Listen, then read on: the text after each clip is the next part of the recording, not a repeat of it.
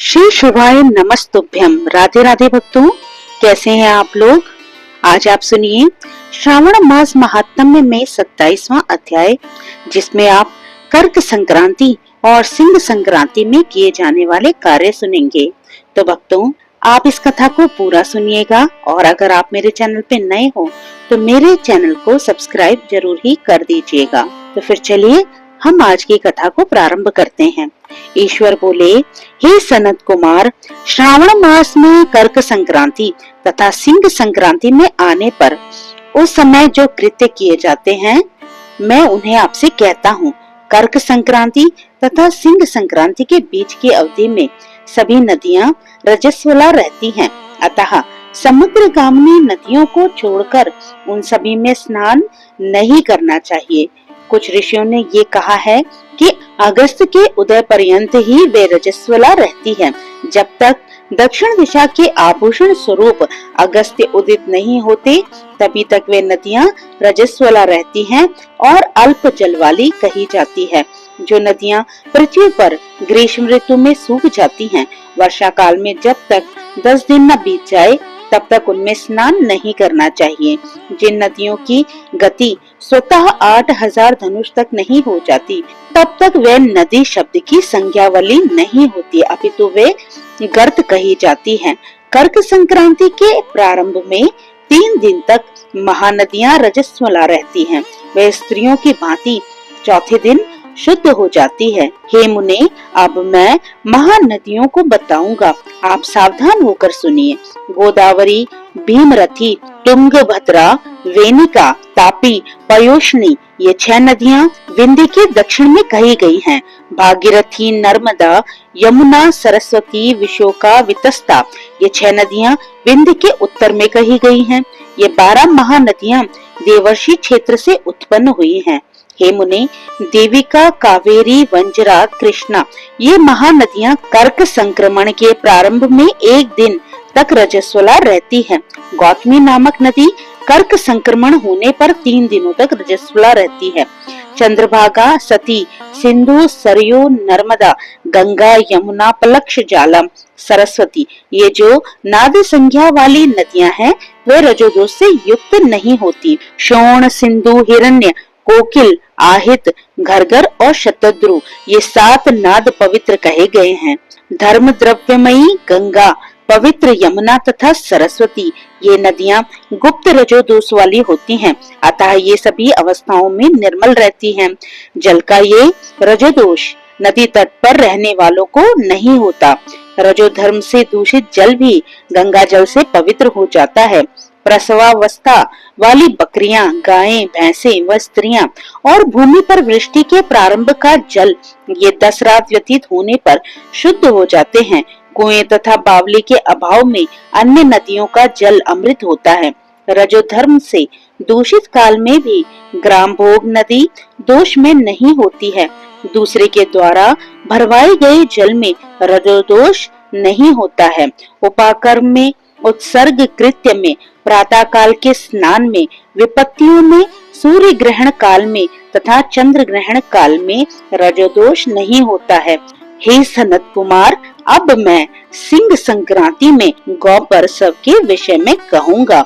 सिंह राशि में सूर्य के संक्रमण होने पर यदि गौ प्रसव होता है, तब जिसकी गाय प्रसव करती है उसकी मृत्यु 6 महीनों में हो जाती है। मैं इसकी शांति भी बताऊंगा, जिससे सुख प्राप्त हो। प्रसव करने वाली उस गाय को उसी क्षण ब्राह्मण को दे देना चाहिए। उसके बाद घृत मिश्रित काले सरसों से होम करना चाहिए। इसके बाद व्याहृतियों से घृत में सिक्त तिलों की 1008 आहुतियां डालनी चाहिए। उपवास रखकर विप्र को प्रयत्न पूर्वक दक्षिणा देनी चाहिए। सिंह राशि में सूर्य के प्रवेश करने पर जब गोष्ठ में गौ प्रसव होता है, तब कोई अनिष्ट अवश्य होता है, अतः उसकी शांति के लिए शांति कर्म अनुष्ठान करना चाहिए। अस्य वाम, इस सूक्त से तथा तद्विष्णु, इस मंत्र से तिल तथा घृत से 108 आहुतियां देनी चाहिए और मृत्युंजय मंत्र से 10,000 आहुतियां डालनी चाहिए। इसके बाद श्री सूक्त से अथवा शांति सूक्त से स्नान करना चाहिए। इस प्रकार किए गए विधान से कभी भी भय नहीं होता है। इसी प्रकार यदि श्रावण मास में घोड़ी दिन में प्रसव करे तो इसके लिए भी शांति कर्म करना चाहिए। उसके बाद दोष नष्ट हो जाता है। हे सनत कुमार, अब मैं कर्क संक्रांति में, सिंह संक्रांति में तथा श्रावण मास में किए जाने वाले शुभप्रद दान का वर्णन करूंगा। सूर्य के कर्क राशि में स्थित होने पर घृत धेनु का दान तथा सिंह राशि में स्थित होने पर सुवर्ण सहित छत्र का दान श्रेष्ठ कहा जाता है तथा श्रावण मास में दान अति श्रेष्ठ फल देने वाला कहा गया है। भगवान श्रीधर की प्रसन्नता के लिए श्रावण मास में घृत कुंभ, घृत धेनु तथा फल विद्वान ब्राह्मण को प्रदान करना चाहिए। मेरी प्रसन्नता के लिए श्रावण मास में किए गए दान अन्य मासों के दानों की अपेक्षा अधिक अक्षय फल देने वाले होते हैं। 12 महीनों में इसके समान अन्य मास मुझको प्रिय नहीं है। जब श्रावण मास आने को होता है तब मैं उसकी प्रतीक्षा करता हूँ। जो मनुष्य इस मास में व्रत करता है वह मुझे परम प्रिय होता है, क्योंकि चंद्रमा ब्राह्मणों के राजा हैं, सूर्य सभी के प्रत्यक्ष देवता हैं। ये दोनों मेरे नेत्र हैं।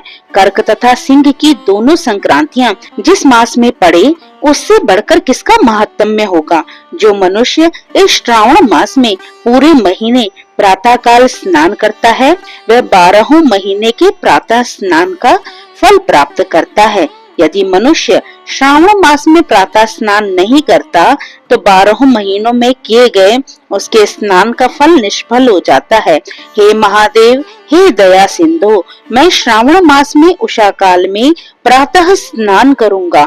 हे प्रभु, मुझे विघ्न रहित कीजिए। प्रातः स्नान करके शिव जी की पूजा करके श्रावण मास की सत्कथा का प्रतिदिन भक्ति पूर्वक श्रवण करना चाहिए। बुद्धिमान व्यक्ति इस प्रकार से ही मास व्यतीत करता है। अन्य मासों की प्रवृत्ति पूर्णमासी प्रतिपदा से होती है, किंतु इस मास की प्रवृत्ति अमावस्या की प्रतिपदा से होती है। श्रावण मास की कथा के महात्म्य का वर्णन भला कौन कर सकता है। इस मास में व्रत, स्नान, कथा श्रवण आदि से जो 7 प्रकार की व्यंध्या स्त्री होती हैं, वह भी सुंदर पुत्र प्राप्त करती हैं। विद्या चाहने वाला विद्या प्राप्त करता है, बल्कि कामना करने वाले को बल मिल जाता है। रोगी आरोग्य प्राप्त कर लेता है। बंधन में पड़ा हुआ व्यक्ति बंधन से छूट जाता है। धन का अभिलाषी धन को पा लेता है। धर्म के प्रति मनुष्य का अनुराग हो जाता है तथा पत्नी की कामना करने वाला उत्तम पत्नी पाता है।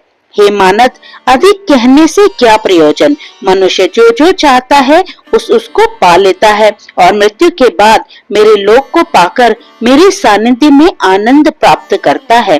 कथा सुनाने के बाद वस्त्र, आभूषण आदि से कथावाचक की विधिवत पूजा करनी चाहिए। जिसने वाचक को संतुष्ट कर दिया उसने मानो मुझे शिव को प्रसन्न कर दिया। श्रावण मास का महात्म्य सुनकर जो वाचक की पूजा नहीं करता, यमराज उसके कानों को छेदते हैं और वह दूसरे जन्म में बहरा होता है। अतः सामर्थ्य अनुसार वाचक की पूजा करनी चाहिए। जो मनुष्य उत्तम भक्ति के साथ इस श्रावण मास महात्म्य का पाठ करता है अथवा सुनता है अथवा दूसरों को सुनाता है, उसको अनंत पुण्य की प्राप्ति होती है। तो इस प्रकार श्री स्कंद पुराण के अंतर्गत ईश्वर सनत कुमार संवाद में श्रावण मास महात्म्य में नदी रजोदोष, सिंह गो प्रसव, सिंह कर्कट श्रावण स्तुति, वाचक पूजा कथन नामक 27वां अध्याय पूर्ण हुआ। इससे आगे की कथा आप आने वाले अध्याय में सुनेंगे। तो भक्तों, अगर आपको ये अध्याय अच्छा लगा हो तो इसको लाइक कीजिएगा। आप मेरे चैनल पे नए हो तो मेरे चैनल को सब्सक्राइब करना बिल्कुल भी मत भूलिएगा। तो फिर प्रभु का नाम लेते रहिए और पुण्य के भागी बनते रहिए। जय श्री कृष्ण, राधे राधे।